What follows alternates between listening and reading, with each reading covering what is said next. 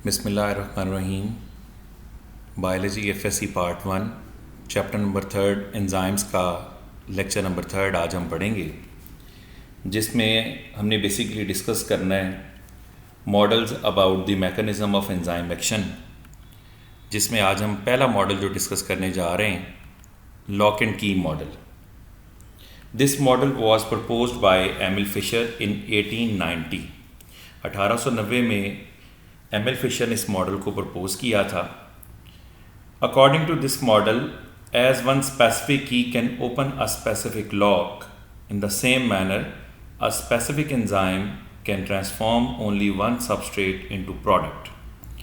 जैसा कि एक ख़ास लॉक को ओपन करने के लिए ख़ास की रिक्वायर्ड है, इसी तरह एक ख़ास एंजाइम एक ख़ास सबस्ट्रेट को ट्रांसफॉर्म कर सकता है, उसकी प्रोडक्ट में उसको कैटेलाइज कर सकता है। लेकिन साथ ही साथ जब ये मॉडल प्रपोज किया गया, जिसमें एंजाइम जिसको लॉक और सबस्ट्रेट जिसको की बोला गया, अब मल्टीपल चॉइस क्वेश्चन आ सकता है इसमें कि जो लॉक एंड की मॉडल है इसमें एंजाइम क्या है। एंजाइम इसमें लॉक है और जो सबस्ट्रेट है वो एज की यूज़ हो रहा है। As one specific key can open a specific lock, same manner में specific enzyme can transform a specific substrate into the product। ये लॉक और की के साथ रिजेम्बलेंस देकर इस मॉडल को लॉक एंड की मॉडल का नाम दिया गया।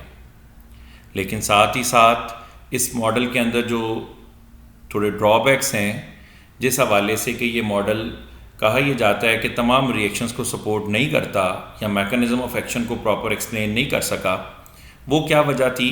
According to this model, active site is a rigid site, यानी जो एंजाइम की एक्टिव साइट है, जो कि चार्ज बेयरिंग साइट है, जो हमने पहले लेक्चर्स में पढ़ा कि जिसके जो बेसिकली कैटालिटिक एक्टिविटी करवाती है after binding to a specific kind of substrate, उसमें बाइंडिंग के बाद कोई मॉडिफिकेशन नहीं आती। According to this model, active site is a rigid site, there is no modification और फ्लेक्सिबिलिटी बिफोर, ड्यूरिंग और आफ्टर द एंजाइम एक्शन, यानी उसमें किसी किस्म की चेंज नहीं आती। इन वजूहात की बिना पर कहा यह जाता है कि ये मॉडल जो है वो तमाम रिएक्शंस को सपोर्ट नहीं करता। इसके बाद दूसरा मॉडल जो आया, induce fit model. Induce fit model जो प्रपोज करने वाले साइंटिस्ट थे, this model was proposed by Koshland in 1959। इस मॉडल की डिस्क्रिप्शन क्या थी? ये मॉडिफाइड फॉर्म है लॉक एंड की मॉडल की। According to this model, when a substrate combines with enzyme, it induces changes in enzyme structure. Due to this change, enzyme perform its catalytic activity more effectively. यानी इस model के accordingly क्या है कि जब एक substrate एक एंजाइम के साथ बाइंड करता है तो एंजाइम के स्ट्रक्चर में चेंजेस इंड्यूस होती हैं, और वो चेंजेस अलाउ करती हैं उसके स्ट्रक्चर में कि एंजाइम कैटालिटिक एक्टिविटी ज़्यादा इफेक्टिवली परफॉर्म करे।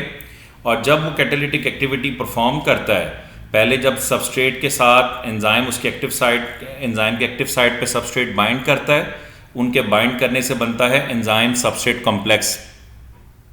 उसके बाद जब कैटालिटिक एक्टिविटी परफॉर्म करता है एंजाइम, तो फिर दोबारा से जब सबस्ट्रेट ट्रांसफॉर्म हो जाएगा प्रोडक्ट में, और अगेन एंजाइम अवेलेबल होगा रीयूज़ होने के लिए। तो ये बेसिकली अगर ये देखें मैकेनिज़्म ऑफ एंजाइम एक्शन में, ये बात हमने पहले पढ़ी भी है कि जब एक्टिव साइट के साथ सबस्ट्रेट बाइंड करेगा तो एंजाइम कैटालिटिक एक्टिविटी परफॉर्म करेगा, उससे एंजाइम सबस्ट्रेट कॉम्प्लेक्स बनेगा। कॉम्प्लेक्स बनने के बाद प्रोडक्ट जो है वो सेपरेट होगा, एंजाइम अगेन अवेलेबल होगा फॉर रीयूज। इस मॉडल को नाम दिया गया था इंड्यूस फिट मॉडल का। इसके बाद जो फर्दर इसके बाद हमारा जो नेक्स्ट टॉपिक आ रहा है, factors affecting the rate of enzyme action. पहले मैं आपको ज़रा पिछले टॉपिक में से ये बता दूं कि शॉर्ट क्वेश्चन के तौर पर पूछा भी जा सकता है कि इंड्यूस फिट मॉडल किस मैकेनिज़्म के तहत वर्कआउट कर रहा है, और जो हमारा लॉक एंड की मॉडल था वो ज़्यादा एक्सेप्टेबल क्यों नहीं, उसके ड्रॉबैक्स क्या थे। इसके बाद जो हमारा नेक्स्ट टॉपिक है, factors affecting the rate of enzyme action. हमारे सिलेबस के अकॉर्डिंगली अगर देखें तो enzyme activity is due to its specific shape and chemistry, जबकि कोई भी फैक्टर जो कि इसके स्ट्रक्चर को, उसके मैकेनिज्म को चेंज कर सकता है, हम पहला फैक्टर डिस्कस करने जा रहे हैं enzyme concentration. If substrate is unlimited then the rate of reaction depends upon the amount of enzyme. अगर सबस्ट्रेट की अमाउंट हमारे पास अनलिमिटेड है, एक्सेस है, तो फिर क्या होगा कि रेट ऑफ रिएक्शन डिपेंड कर रहा होगा अमाउंट ऑफ एंजाइम पर। If the amount of enzyme is double the rate of reaction is also double. अगर आप अमाउंट ऑफ एंजाइम बढ़ाएंगे तो रेट ऑफ रिएक्शन भी बढ़ता जाएगा, लेकिन इसमें शर्त जो पहली कंडीशन है वो ये है कि हमारे पास सबस्ट्रेट की अमाउंट अवेलेबल होनी चाहिए, क्योंकि सबस्ट्रेट यहाँ पे लिमिटिंग रिएक्टेंट के तौर पे काम कर रहा है, जो आप केमिस्ट्री में भी पढ़ते हैं कि जब सबस्ट्रेट हमारे पास अवेलेबल होगा, क्योंकि बेसिकली सबस्ट्रेट ने ट्रांसफॉर्म हो जाना है प्रोडक्ट में, एंजाइम तो अगेन अवेलेबल होंगे। टाइमली क्या होगा, टेम्परेरीली, कि जब तमाम एक्टिव साइट एंजाइम्स की तमाम अवेलेबल सबस्ट्रेट मॉलिक्यूल्स बाइंड कर जाएंगे, ऑक्यूपाई कर जाएंगे उसके एक्टिव साइट को, तो वक्ती तौर पे ग्राफ स्ट्रेट लाइन हो जाएगा, जैसा कि टेक्स्ट बुक में भी दिया गया है। लेकिन जो ही सबस्ट्रेट ट्रांसफॉर्म होगा प्रोडक्ट में, अगेन एंजाइम की एक्टिव साइट्स फ्री होंगी, अवेलेबल होंगी फॉर रीयूज़। इसी तरह कहा यह जाता है कि जो हमारे पास नेक्स्ट फैक्टर आता है सबस्ट्रेट कंसंट्रेशन। सबस्ट्रेट कंसंट्रेशन में क्या है, at low concentration of substrate the reaction rate is directly proportional to the substrate available.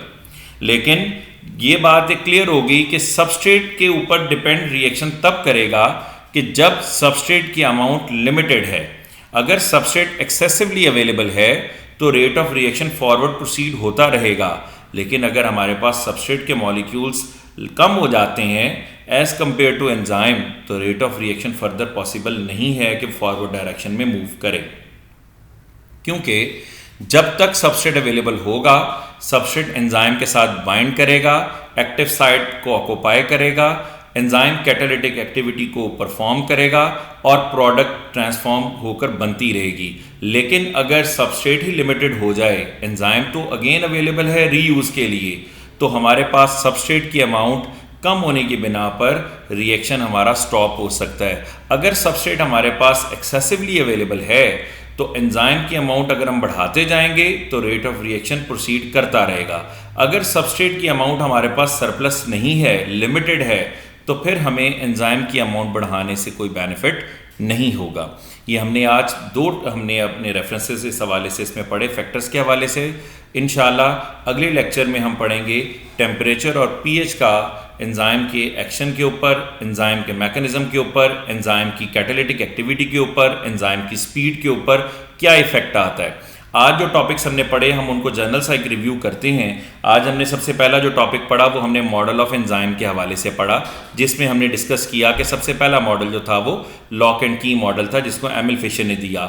इसमें से आने वाला जो पहला मल्टीपल चॉइस है कि who proposed lock and key model, तो हमारा आंसर ऑब्वियसली क्या होगा, एमिल फिशर का होगा।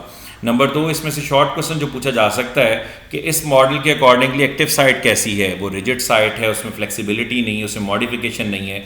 फिर इसी तरह मल्टीपल चॉइस इसमें से और पूछा जा सकता है लॉक एंड की मॉडल में की क्या है और लॉग किसको जो है वो किसके साथ उसको तशबीह दी गई है, तो उसमें से हमारा मल्टीपल चॉइस बन सकता है।